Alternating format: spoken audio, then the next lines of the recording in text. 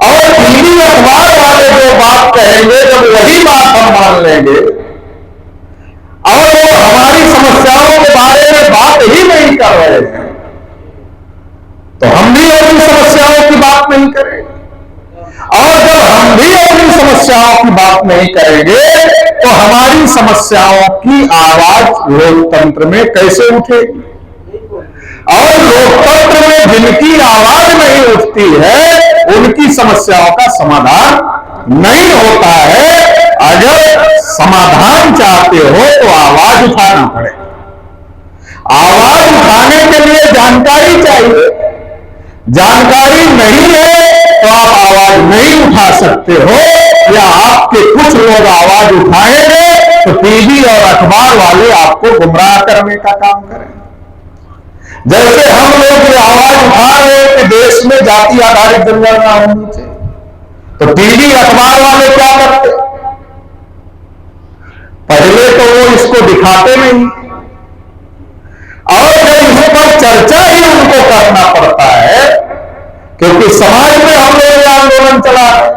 कई बार भारत बंद का आह्वान किए, इसको लेकर लगातार यात्राएं चलाने का काम कर रहे हैं, तो इसका दबाव पॉलिटिकल नेताओं के ऊपर पड़ता है। और जब पॉलिटिकल नेताओं के ऊपर इसका दबाव पड़ता है तो पॉलिटिकल नेता सोचते हैं कि ओबीसी में अगर जागृति बढ़ रही है और हम नहीं बोलेंगे तो कल हमारा वोट खिसक सकता है, तो फिर वो सोचते हैं कि चलो दिखाने के लिए तो कम से कम बोल दे, कि कहने भर को तो हो जाए कहा हमने भी बोला है। हमारे कार्यकर्ता गांव मोहल्ले में जाए तो कह सके कि हमारे नेता ने भी जनगणना के लिए आवाज उठाई है, तो बोल देते। अब चूंकि वो नेता बोल दिए तो टीवी वालों को दिखाना ही है, तो थोड़ा दिखाते हैं और फिर क्या कहते हैं, जाति आधारित जनगणना होगी तो जातिवाद बढ़ जाएगा। और ये जातिवाद बढ़ाने के लिए सारी बात उठाई जा रही है। हमारे बहुत सारे लोग जो हमको नहीं जुड़े हैं हमसे, जो हमारे संगठन से नहीं जुड़े हैं, हमारे आंदोलन से जुड़े नहीं है, हमारे यूट्यूब से नहीं जुड़े हुए हैं, हमारे फेसबुक से नहीं जुड़े हैं, सोशल मीडिया से नहीं जुड़े हैं, वो टीवी की ही खबर देख रहे हैं, तो उनको क्या लग रहा है? तो बहुत गलत बात है। जाति आधारित जनगणना तो बहुत गलत। हमारे ही भाई बंधु जो नहीं जानते हैं उनको क्या लग रहा है? नहीं, जातिवाद नहीं बढ़ना चाहिए। ये दिमाग में कौन डाल रहा है? टीवी वाले डाल रहे, अखबार वाले डाल रहे कि जातिवाद नहीं बढ़ना चाहिए, जातिवाद इससे बढ़ेगा। तो मैंने पूछा, मैंने कहा पूरे भारत में जाति जाति को लेकर कितने दंगे हुए? चलो भारत का छोड़ो, आप यहां रहते हैं ना, आपके चंदौली में कभी जाति जाति को लेकर दंगे हुए? नहीं। जबकि जातिवाद चरम पर है, इससे ज्यादा नहीं बढ़ सकता है। क्यों? पार्टी टिकट देती है तो जाति देखकर, कोई लड़का खोजता है तो जाति देखकर, कोई शादी के लिए लड़की खोजता है तो जाति देखकर, उठना बैठना खाना पीना शादी विवाह वोट देने तक सारा जाति के आधार पर ही हो रहा है। जो जिसके घर में पैदा होगा जन्मजात ठप्पा लग जाएगा उस जाति का है, चाहे वो जातिवाद को माने और चाहे ना माने, ठप्पा लग जाएगा। अब बाबूलाल लोहार जी जातिवाद को माने चाहे ना माने, लेकिन लोहार है तो ठप्पा लग गया है ना, इसको हटा थोड़े सकते हैं, इसको हटा नहीं सकते। तो इससे ज्यादा जातिवाद और कहां बढ़ के चला जाएगा? जितना है इससे ज्यादा कहां बढ़कर चला जाएगा? इससे ज्यादा बढ़कर जाने की कोई संभावना नहीं है। लेकिन धर्म के नाम पर जगह जगह फसाद होते, धर्म के नाम पर जगह जगह फसाद होते हैं। तो हमारा ये कहना है कि फिर धर्म के नाम पर गिनती क्यों कर रहे हो? अगर गिनती से जातिवाद बढ़ेगा, जाति के नाम पर गिनती करने से जातिवाद बढ़ेगा, तो धर्म के नाम पर गिनती करने से संप्रदायवाद क्यों नहीं बढ़ रहा है? ज्यादा खतरा तो संप्रदायवाद से है, जगह जगह फसाद है। मगर वो धर्म के नाम पर तुम गिनती कर रहे हो, मगर जाति के नाम पर हमारी गिनती करने के लिए तैयार नहीं हो, तो क्यों करने के लिए नहीं तैयार हो? तो इसका कारण यह है कि जाति आधारित गिनती से जातिवाद नहीं बढ़ेगा, बल्कि जो जातियां उपेक्षित हैं, शोषित हैं, वंचित हैं, वो एक दूसरे के सर को फोड़ने का काम बंद कर देगी। अभी सर फड़ौल चल रहा हम लोगों का आपस में, बैकवर्डों का ही। अभी हम लोग मंच से बोलते हैं तो कितने परसेंट है? तो 52% तो रजिस्टर्ड है, मंडल कमीशन ने कहा। अगर आज की तारीख में गिनती हो जाए तो 60 से ऊपर चले जाए। तो जब मंच से बोलते हैं तो 52% है, 60% है, 65%। अभी ये सम्मेलन खत्म हो जाएगा, कार्यक्रम खत्म हो जाएगा, फिर इस गेस्ट हाउस के बाहर निकलेंगे हम लोग। फिर कोई यादव हो जाएगा, कोई कुलमी हो जाएगा, कोई मौर्य हो जाएगा, कोई लोहार हो जाएगा, कोई पाल हो जाएगा, कोई राजभर हो जाएगा, कोई बिंद हो जाएगा, निषाद हो जाएगा। तो फिर जाति हो गई। यहां हम ओबीसी है, वहां जाति हो गई। और फिर हर जाति में जातियों के नेता भेजे जा रहे। क्यों भेजे जा रहे पता है? इसलिए भेजे जा रहे हैं। जातियों में जाति के नेता क्यों भेजे? कि जाति और जाति में लड़ाई पैदा करवाया जाए। तो एक जाति का आदमी दूसरे जाति के एक जाति का नेता जब अपनी जाति में आता है तो क्या कहता है? सारी जाति आगे चलेगी। क्या कहता है? सारी जाति आगे चलेगी, अपनी पीछे रह गई। अपनी पीछे रह गई, किसको आगे लेकर जाना है? अब आगे लेकर जाना है तो क्या करना होगा? तो हम लोग समझदार है, नेताजी आए हैं यानी कि पीछे चलना होगा। तो हम लोग नेताजी के पीछे और नेताजी अमित शाह के पीछे। हम लोग नेताजी के पीछे और नेताजी अमित शाह के पीछे, सोनिया गांधी के पीछे, नरेंद्र मोदी के पीछे। रिजल्ट क्या आता है? नेताजी जो विधायक नहीं थे वो विधायक हो गए। क्यों? हमारे बिरादरी के इतने लोग हैं, हमको विधायक बनाओगे, हमको मंत्री बनाओगे तो हमारे बिरादरी के लोगों का वोट भाजपा को मिलेगा, वोट कांग्रेस को मिलेगा। चाहे बिरादरी का काम करो चाहे मत करो, हमारा चेहरा दिखाकर वोट ले। ये चल रहा है कि नहीं चल रहा देश के अंदर? ये देश के अंदर चल रहा। हर जाति का एक नेता प्रोजेक्ट करो, उसको उसकी बिरादरी में घुमाओ, उसको मिनिस्टर बनाओ, उसको बड़ी गाड़ी दो, उसके साथ 2-4 पुलिस वालों को लगाओ ताकि उसके समाज को लगे कि नेताजी के पास तो 4 गाड़ी से आए, 10 गाड़ी से, और साथ में पुलिस वाले भी 2-4 गाड़ी लेकर आए। कितने पावरफुल है। जब पावरफुल समझेंगे तभी ना जुड़ेंगे। तो एक पोजीशन होती है, एक पावर। एक पोजीशन है, एक पावर है। पावर किसके पास है? जिसने गाड़ी दिलवाया, जिसने पुलिस दिलवाया, पावर उसके पास में है। पोजीशन किसके पास है? नेताजी के पास है। तो समाज में देखा नेताजी की पोजीशन और समाज जुड़ गया नेताजी से, और नेताजी जुड़ गए बीजेपी से। अब बीजेपी खत्म कर रही आरक्षण। फिर हम छाती पीटते हैं, बीजेपी खत्म कर रही, खत्म कर रही, खत्म कर रही, खत्म कर रही।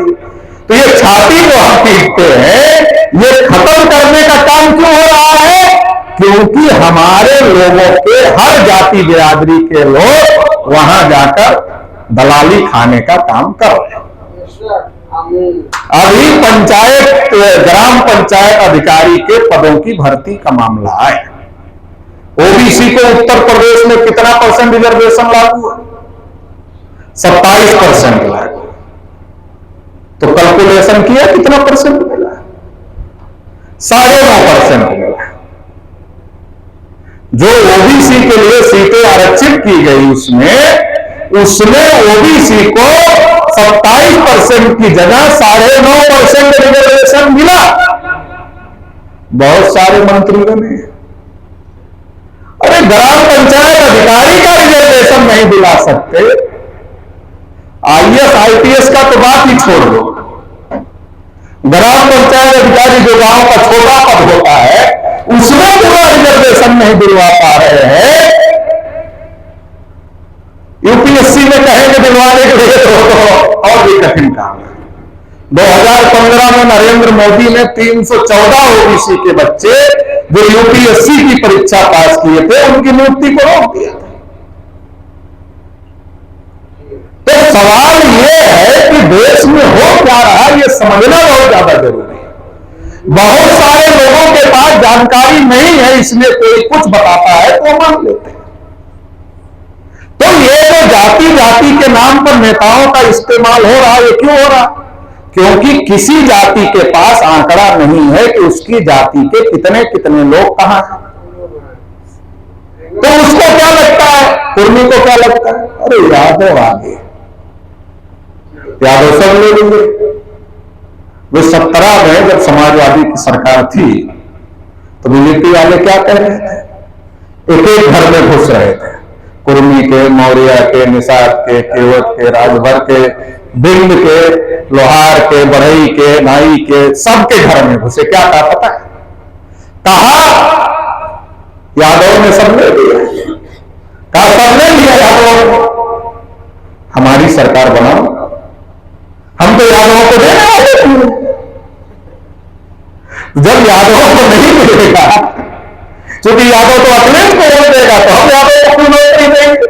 तो तुम बाकी बैठो, हमको वोट दो, हमको वोट दे दो, हमारी सरकार बनाओ, तो हम तुमको नौकरी दे देंगे। कहा तक नहीं कहा था, आप लोगों को भी पता है कहा था। ऐसे ही शेड्यूल कास्ट में गए, कहा देखो मायावती मुख्यमंत्री रहती है तो चमारों को ही नौकरी मिलती है, धोबी को हम देंगे, काशी को हम देंगे, खटिक को हम देंगे, वाल्मीकि को हम देंगे, आप हमको वोट दो। तो वोट दिया लोग, नौकरी मिली, वोट तो दिया, नौकरी मिली। अरे 314 जो यूपीएससी पास करके गए थे उनको भी रोक दिया। अभी पंचायत अधिकारी में 27% की जगह 9.5 कर, अरे जब सीट ही कम कर दिया तो नौकरी ज्यादा कहां से मिलेगी? सीट 27% की जगह 9.5% ओबीसी का कर दिया तो नौकरी ज्यादा कहां से मिलेगी? जो 69,000 शिक्षक भर्ती हुई उसमें ओबीसी का हिस्सा खा गए पंडित जी लोग। बड़ा राष्ट्रीय पिछड़ा वर्ग आयोग ने लिखा है, डंका पीटा मोदी जी ने, कह रहे हमने तो पिछड़ा वर्ग आयोग बनाया, आयोग बनाया, आयोग बनाया, आयोग बनाया। पिछड़ा वर्ग आयोग ने लिखा अरे ये घोटाला हो गया, ओबीसी के साथ धोखा हो गया, उसकी कोई सुनता ही नहीं है। पिछड़ा वर्ग आयोग बना दिया, उसकी सरकार सुनती ही नहीं। पिछड़ा वर्ग आयोग ने लिखा जाति जनगणना होनी चाहिए, तब भी सरकार, तो फिर बनाया था है कि नहीं? जब उसकी सुनना ही नहीं है पिछड़ा वर्ग आयोग की, तो बनाया था है लिए, तो डंका पीटने के लिए बनाया कि हमने तो बना दिया, बना दिया, बना दिया। धर्मेंद्र प्रधान एजुकेशन मिनिस्टर बनाए हुए, उड़ीसा के हैं, कुर्मी जाति के। बड़ा सरकार ने प्रोपेगेंडा किया, हमने तो 27 मिनिस्टर ओबीसी के बना दिए। फिर नीट की परीक्षा घोषित हुई, नीट में ओबीसी का रिजर्वेशन गायब कर दिया। बड़ा हंगामा हुआ देश भर में, हम लोगों ने भी आंदोलन किया, फिर जाकर नीट में ओबीसी का आरक्षण मिला। फिर मोदी जी को लगा कि थोड़ा उत्तर प्रदेश का चुनाव भी आ रहा है तो ज्यादा परेशानी हो जाएगी, तो अगर हम ऐसे ही लागू कर देंगे तो लोगों को लगेगा कि ये लोग आंदोलन कर रहे थे इसलिए सरकार डर के लागू कर दिया। तो उन्होंने अपने कुछ मंत्रियों को कहा अरे ज्ञापन लेके तुम भी आ जाओ, राष्ट्रीय पिछड़ा वर्ग मोर्चा वाले राष्ट्रपति को ज्ञापन भेज रहे हैं, धरना कर रहे हैं, बंद करने की बात कर रहे हैं, अरे तुम ज्ञापन लेकर के ही आ जाओ, हम लागू कर देते हैं, संकट टल जाएगा और नाम भी हो जाएगा कि हमने दे दिया, तुम लोगों को भी इज्जत देंगे। अभी जब पंचायत अधिकारी का ये आया 27 का 9.5 हो गया, तो कुछ ओबीसी के लोग जो भाजपा में हैं उन्होंने उस पर ऐतराज जताया। अरे तुम्हारे ऐतराज की कोई वैल्यू है? कि गलत हो रहा है। अभी आपसे बात करेंगे थोड़ी देर में, अभी बात करिएगा। ऐतराज जताया, अभी हमारे बात करिएगा, ठीक है? अभी तो सुनिए। ऐतराज जताया कि ये गलत होगा, तो मेरा ये कहना है, पहले घर जलाने वालों का साथ देते हैं, फिर वो घर में आग लगा देता है, फिर घर जलने लगता है, फिर कहते मैं घर जला रहा है, ये तो बहुत गलत कर रहा है, फिर भी साथ छोड़ते नहीं हो। ये समझ जाने के बाद भी, एक तो पहले समझ रहे थे कि घर जलाने वाला है, फिर भी उसके साथ गए, फिर घर में उसने आग लगा दिया, फिर आप बोल रहे हो नहीं गलत कर रहा है, घर में आग लगा रहा है, गलत कर रहा है। अरे तो साथ उसका क्यों दे रहे हो गलत कर रहा है? तो अरे आरक्षण खत्म कर रहा है, तुम उसके साथ हो, कह रहे हो गलत कर रहा है, तो साथ क्यों दे रहे? साथ छोड़ो क्यों? बाबा साहब डॉक्टर अंबेडकर की बात जब नेहरू ने नहीं मानी, इस्तीफा दिया कि नहीं दिया? वो तो कानून मंत्री थे, पहले कानून मंत्री थे देश के। मगर आज जो जाति जाति के नेता है, तो अभी लोग ब्राह्मणों के झांसे में कम फंसे हैं, अपनी अपनी जाति के नेताओं के झांसे में ज्यादा फंसे हुए, क्योंकि वो कहते हैं कि भाई हमारी बिरादरी का मामला है। और फिर अब बिरादरी के नाम पर ये नहीं पूछता हमारा आदमी कि नेताजी कहां ले जा रहे हो। बिरादरी के नाम पर कुएं में ले जाओ, खड्डे में ले जाओ, गड्ढे में ले जाओ, कहीं ले जाओ, नेताजी के पीछे जाने के लिए तैयार है। तो आपका सत्यानाश करने के लिए किसी ब्राह्मण की जरूरत है? अरे हम खुद ही सत्यानाश करने के लिए पर्याप्त हैं अपना, तो दूसरे की क्या जरूरत है? तो ये जो लड़ाई चल रही है, ये जो जाति जाति के नाम पर लड़ाई चल रही है, अगर जाति जनगणना के आंकड़े आ जाए तो ये लड़ाई बंद हो जाएगी। क्यों बंद हो जाएगी? क्योंकि जो एक दूसरे को लग रहा है कि नहीं हमको कम मिला, उसको ज्यादा मिल गया, उसको कम मिला, उसको ज्यादा मिल गया, उसको कम मिला, उसको ज्यादा मिल गया, जब जाति जनगणना के आंकड़े आएंगे तो ये क्लियर पता हो जाएगा किसको कितना मिला, किसको कितना नहीं मिला।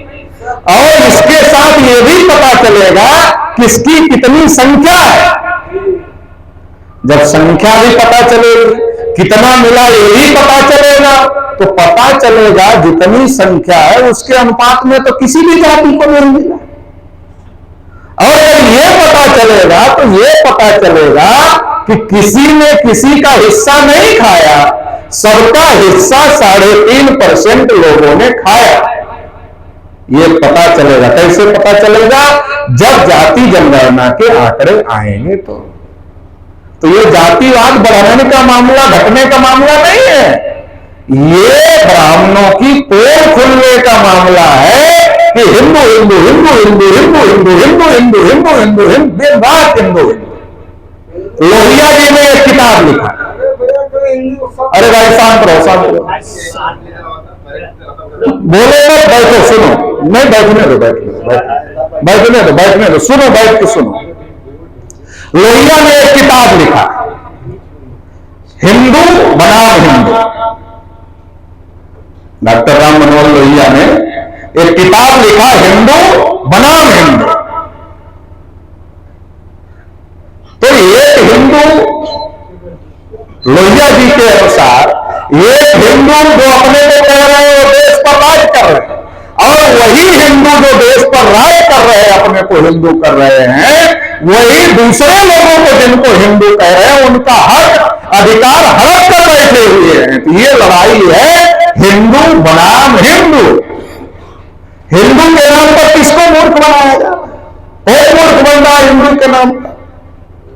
वोट डालना हो तो हम पहले नंबर के हिंदू, चंदा देना हो तो पहले नंबर के हिंदू, मुसलमान से लड़ना हो तो हम ही हिंदू, तो पंडित जी हिंदू ही नहीं है, वो आगे आएंगे ही नहीं। लेकिन जब हम अपने अधिकार की बात करते हैं, अपनी गिनती की बात करते हैं, अपनी हिस्सेदारी की बात करते हैं, तब हम हिंदू नहीं है, तब ब्राह्मण ही हिंदू, तब मतलब हम हिंदू नहीं। तो ये बात समझने की जरूरत है। ये बात केवल हमें समझने की जरूरत नहीं, हमें समाज को समझाने की भी जरूरत है, क्योंकि यहां जो आए होंगे ज्यादातर लोग समझदार लोग आए, जो इन बातों को समझते हैं। लेकिन आपके समझने से थोड़े होगा, अकेले लोकतंत्र है ना। लोकतंत्र में अगर जाहिलों की संख्या बढ़ जाए तो केवल उनके लिए समस्या नहीं है, देश के लिए समस्या है। लोकतंत्र में अगर नासमझ लोगों की संख्या बढ़ जाए तो केवल उनकी समस्या नहीं है, देश की समस्या है।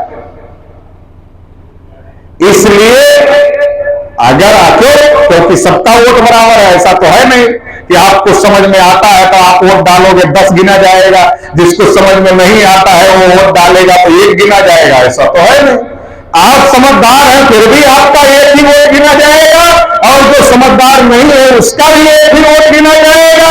आप समझदार हैं कम संख्या में होकर क्या कर लेंगे, जब जो नासमझ लोग हैं आपके समाज के, उनको 3.5% वाले बहकाकर उनका वोट ले लेंगे तो उनकी सरकार बनती रहेगी और आप समझदार होकर कुछ नहीं कर पाओगे। इसलिए समझदार लोगों की जिम्मेदारी है कि जो नासमझ लोग हैं उनको समझदार बनाने का काम करें।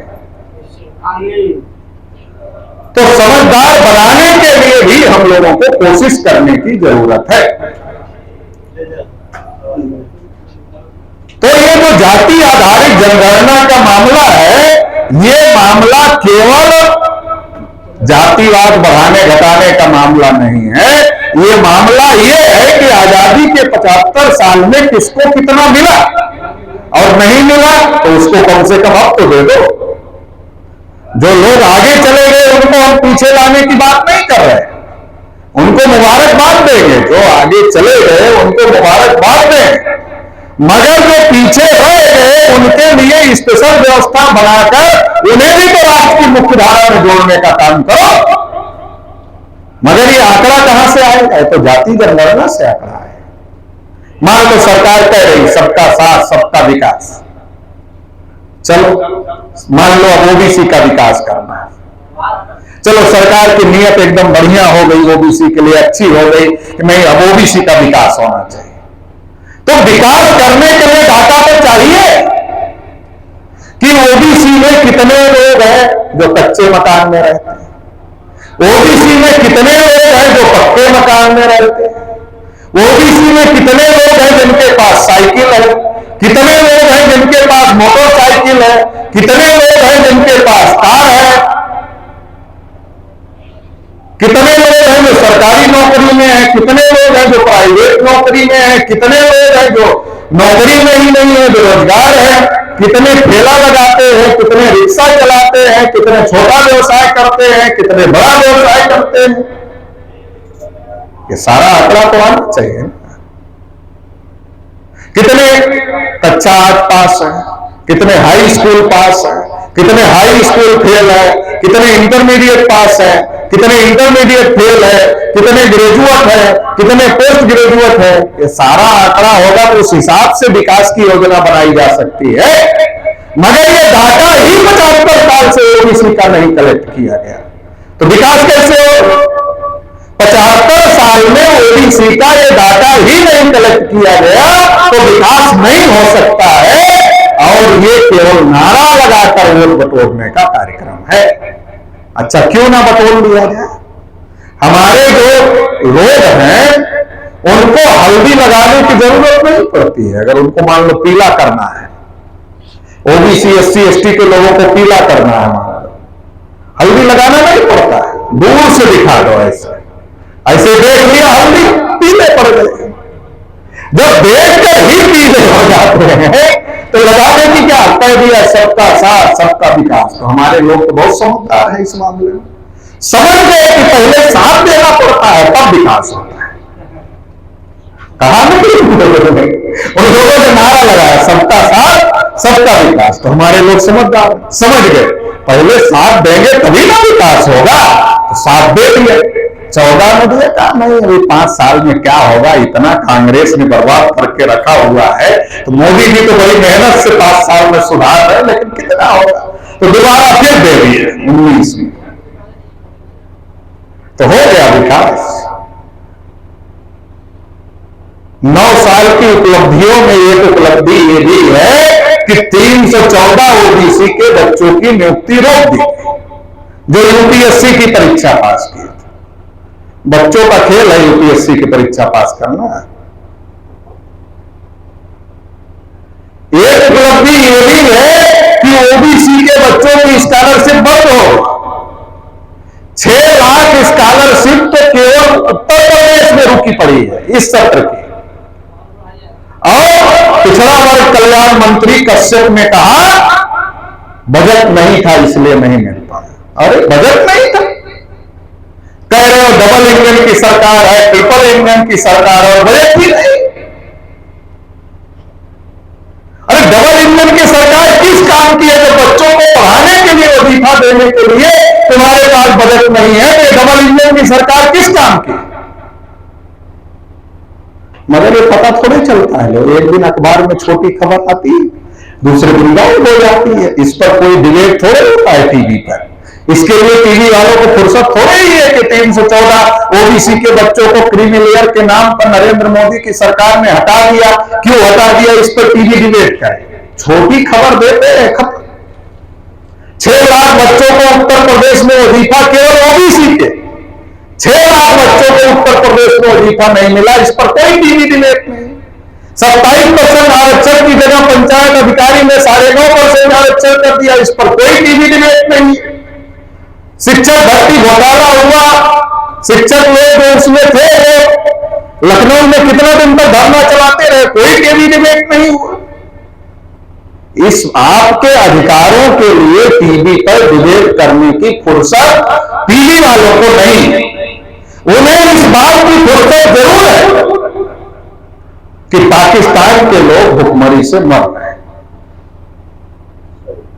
उन्हें इस बात पर डिबेट करने की फुर्सत है बांग्लादेश में लोग मर रहे हैं। उन्हें इस बात की फुर्सत है कि श्रीलंका में लोग मर रहे हैं।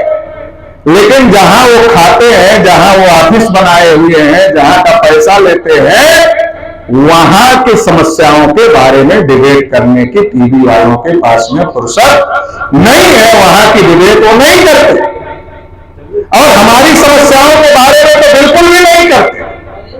उन्हें इस बात के लिए फुर्सत है कि बागेश्वर धाम का बाबा चमत्कार कर सकता है कि नहीं कर सकता, इसकी टीवी पर चर्चा चलती रहती है, डिबेट चलता रहता है। अरे बागेश्वर धाम का बाबा चमत्कार करे ना करे ये उसका मामला है। बागेश्वर धाम के बाबा को वोट देकर सरकार बनाई क्या हम लोगों ने? अरे जिसको वोट देकर सरकार बनाई, ना श्रीलंका की सरकार हम लोगों ने बनाई, न पाकिस्तान की सरकार हम लोगों ने बनाई, न बांग्लादेश की सरकार हम लोगों ने बनाई, हम लोगों ने भारत की सरकार बनाई ना। तो भारत की सरकार क्या कर रही है, क्या सही कर रही है, क्या गलत कर रही है, इस पर डिबेट होना चाहिए। इस पर करने की फुर्सत।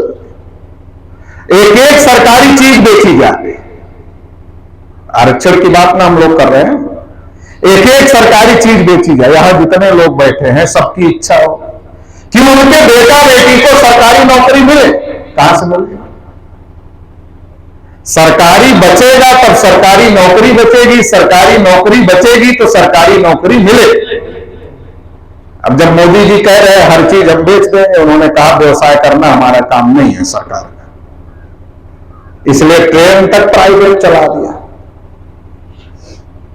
एयरपोर्ट से लेकर हर चीज को प्राइवेट किया जा रहा है।